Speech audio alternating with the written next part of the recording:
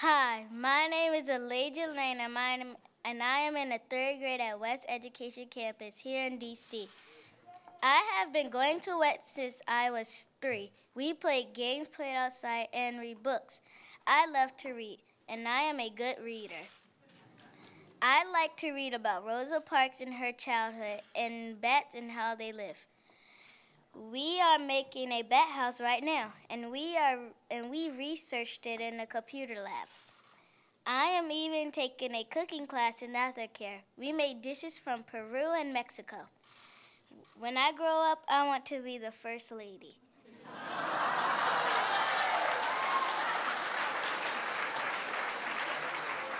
All kids should get the chance to learn when they are little because it is so important.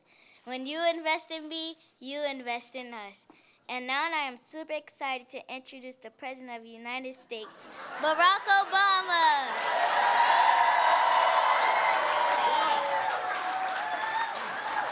Good job. Thank you. Hey.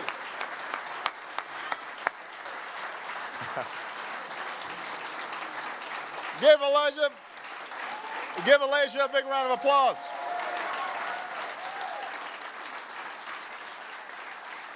Thank you so much. Everybody have a seat. Now, Elijah clearly knows where power is. She knows who has clout and who does not. You did a wonderful job. I'm so proud of you. Good job. You're welcome. In addition to Elijah, we have some important personages here. I want to thank, first of all, America's Secretary of Education, somebody who is so passionate about making sure every child gets a chance in this country. Arnie Duncan. Where's Arnie?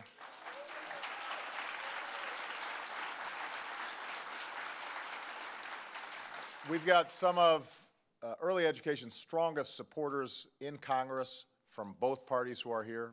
We've got Bob Casey from the great state of Pennsylvania. We've got Representatives Richard Hanna. Where's Richard? There he is. Jared Polis. Bobby Scott.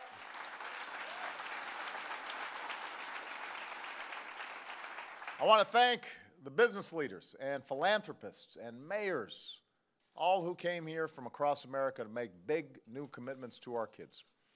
And I know we've got thousands of parents and teachers and alumni from Head Start and Early Head Start watching this live in New Orleans and Fort Lauderdale.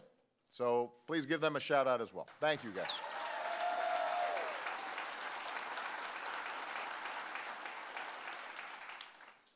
You may know that last week brought some good economic news, building on the momentum that we've seen over the past couple of years. Over the first 11 months of 2014, our economy has created more jobs than in any full year since the 1990s. So already, we still got a month to go, we've already seen more jobs created this year than any time in over a decade.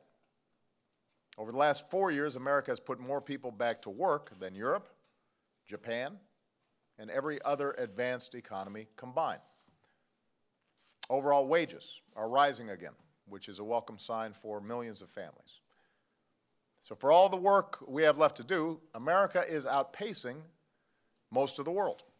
And if we seize this moment, we have the chance to lead the next century just like we led the last one, and make sure that citizens in this country, our children, can have a better life than we did. But in order to reach our full potential, kids like Elijah need a chance to reach their full potential. Because what makes America exceptional isn't just the size of our economy or our influence around the globe. That is a byproduct of a more fundamental fact about America: the promise we make to our children.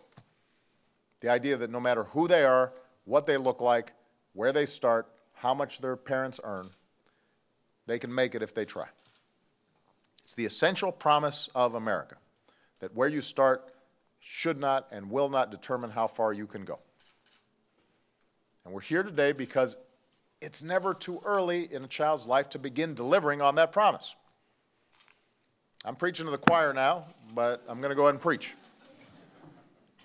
Study after study shows that children who get a high-quality early education earn more over their lifetimes than peers who don't. They're more likely to finish school, they're less likely to go to prison, they're more likely to hold a job, they're more likely to start a stable family of their own, which means that you have a generational transmission of the early starts that kids can get.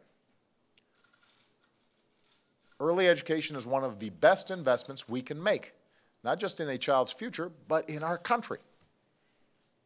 It's one of the best investments we can make.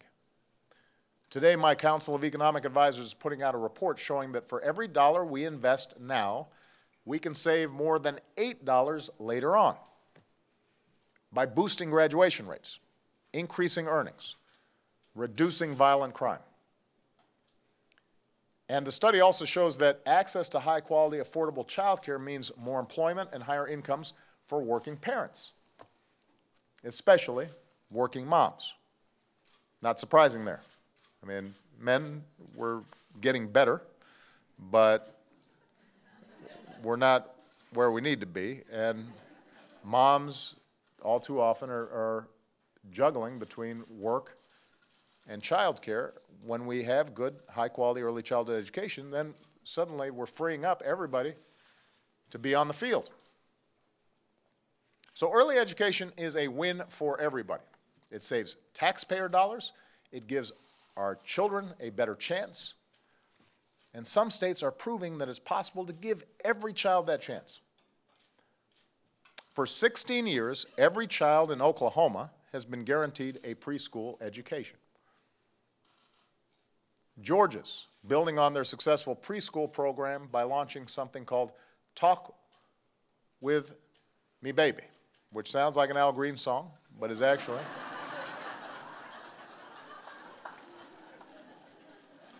I'm not singing. I'm not. But it's actually a program to make sure language learning begins at the very first weeks of a child's life. Now, let's face it, Oklahoma and Georgia are not places where I do particularly well politically. They're not known as wild-eyed liberal states. But it just goes to show you that this is an issue that's bigger than politics. It's not a red issue or a blue issue. It's about doing what's best for our kids, for our country, and that's an American issue. And we've had some terrific Republican as well as Democratic governors and mayors who've really taken leadership on this issue because they recognize it's a good investment.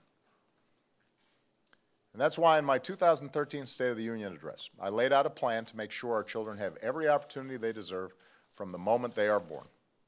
And I asked Congress to work with me to make high-quality pre-K available to every 4-year-old in America. Now, Congress hasn't gotten that done yet, but Democrats and Republicans came together to take some steps in the right direction with new grants that will expand preschool for children across the country. And in the nearly 2 years since I called on Congress to take action, we've seen 34 states, along with cities and communities across our country, take action on their own. All told, they've invested more than $1 billion in our children. In Michigan, a Republican governor signed the nation's second largest state budget increase for early education into law. Last month, voters in Denver approved a ballot measure to renew and expand their preschool program through 2026. In New York, Mayor de Blasio made pre-K for all a centerpiece of his campaign. And this year, more than 50,000 children are enrolled in New York City preschools, more than twice as many as in 2013. So, let's be a New Yorker here.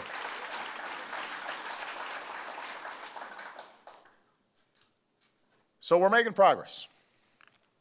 But here's the thing. For all the progress we've made, for all the children who are on a better path, today fewer than 3 in 10 4-year-olds are enrolled in high-quality preschool. It's not that working parents don't want their kids to be in safe, high-quality learning environments every day. It's that they can't afford the costs of private preschool. And for poor children who need it most, the lack of access to a great preschool can affect their entire lives. We've got kids in this country who are every bit as talented as Malia and Sasha, but they're starting out the race a step behind. And they deserve better, and the whole country will do better if we fix that. So that's what this day is all about.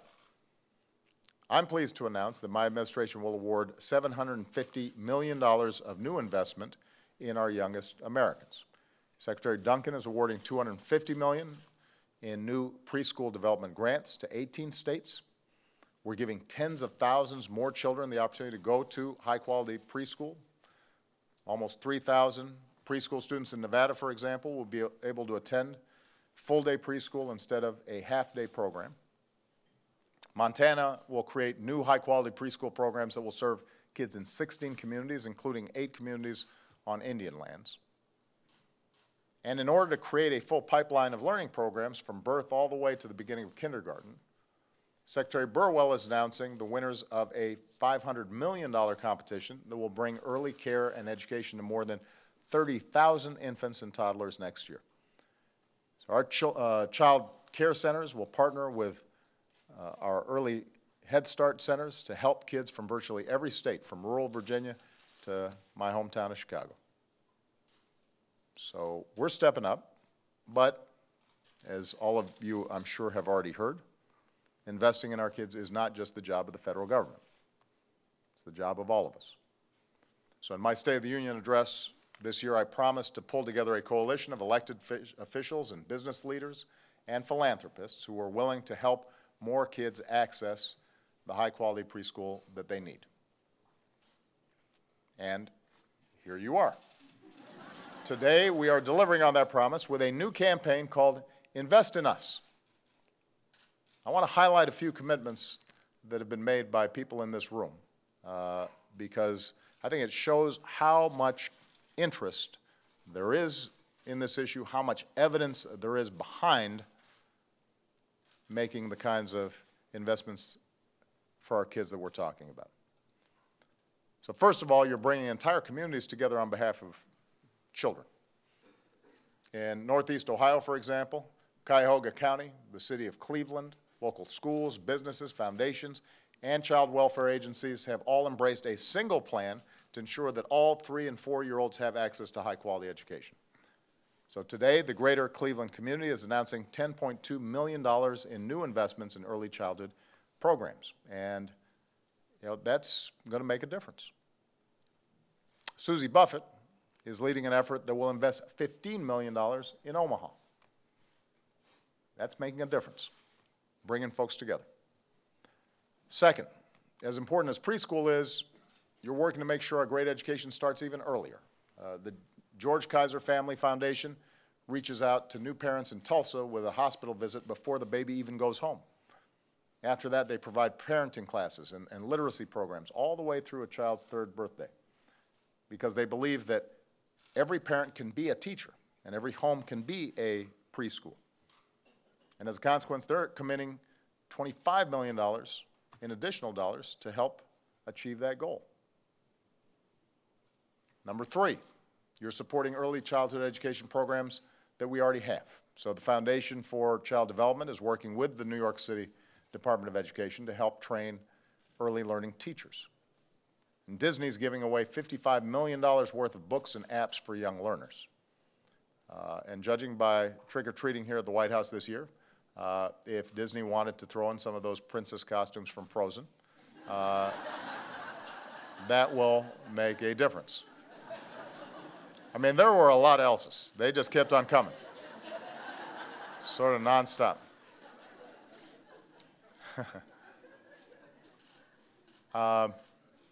And finally, you're investing in new, innovative approaches that have the chance to transform the way we teach our children.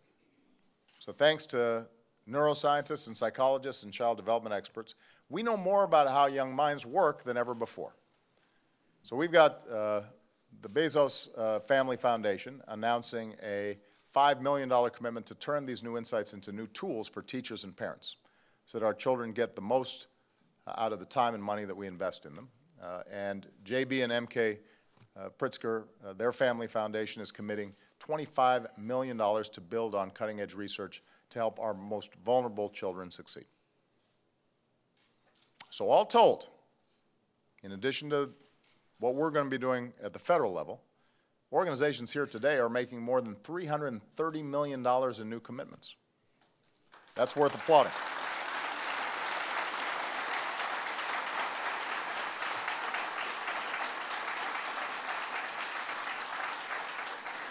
And that's pretty extraordinary. That's real money. Even in Washington, that's real money. But it's also just the beginning. So I'm calling on all Americans across our country to make their own commitments to our children.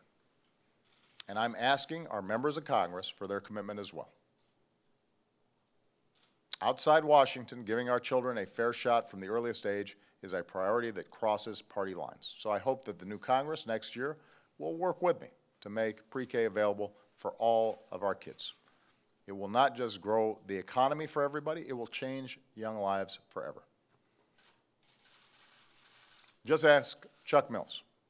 Where's Chuck? Chuck's here. There's Chuck right there. Chuck was born in 1962. Youngest of 6 children, raised by a single mom. A lot of the kids in the neighborhoods where Chuck grew up did not finish school, and a lot of those young people ended up in prison. But in 1966, Chuck's mom saw a flyer at a church for a new program called Project Head Start. Chuck became part of just the second class of Head Start students. And 2 years later, he had learned so much that he skipped kindergarten and went straight to first grade. And Chuck's been overachieving ever since. Graduated from the U.S. Naval Academy. Captain Mills piloted Marine One for 2 different presidents. That is something that you want the best people for. Today, Chuck is the founder and CEO of not 1, but 2 companies in Northern Virginia. My life, Chuck said, could be summed up in the words, wasn't supposed to. Wasn't supposed to. Well, that's not just Chuck's story, that's America's story. America's a nation that wasn't supposed to. Our entire story is improbable. All of us are here because this country gave someone in our family a chance to beat the odds. None of us were supposed to. Those of us lucky enough to share in this country's promise now have a responsibility to ensure that for all the young people coming behind us who aren't supposed to, that they have those same opportunities. There are a whole bunch of Chucks out there all across the country. We have to invest in them. We have to invest in our communities. We have to invest in us. And if we do that, we give every child the same chance that we got, then America will remain the greatest nation on earth. And I thank all of you for the extraordinary efforts you are making in fulfilling that promise. All right? Thank you. God bless you. God bless America.